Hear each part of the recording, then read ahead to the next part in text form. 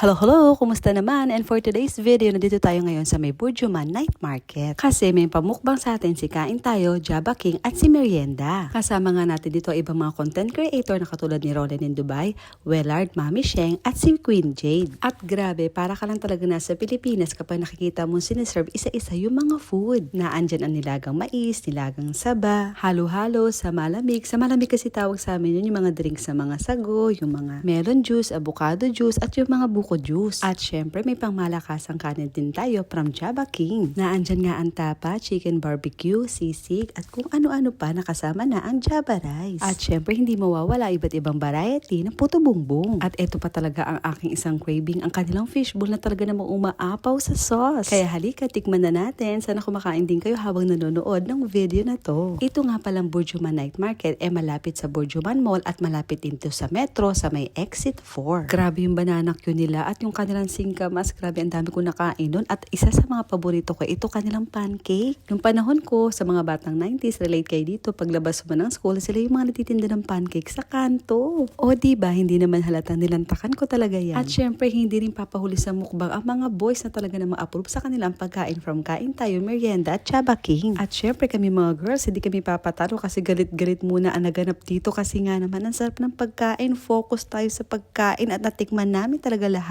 Kaya sana pag nabisita kayo dito sa may Burjuman Night Market, huwag niyong kalimutan dumaan sa Kain Tayo, Merienda at sa Jabba King. Syempre kasama na din dyan na suportahan natin ang ating mga kababayan na nagbi-business dito sa Middle East. So ayun lang, share ko lang. Thanks for watching. Kita-kits next time. Ingat kayo. Bye-bye!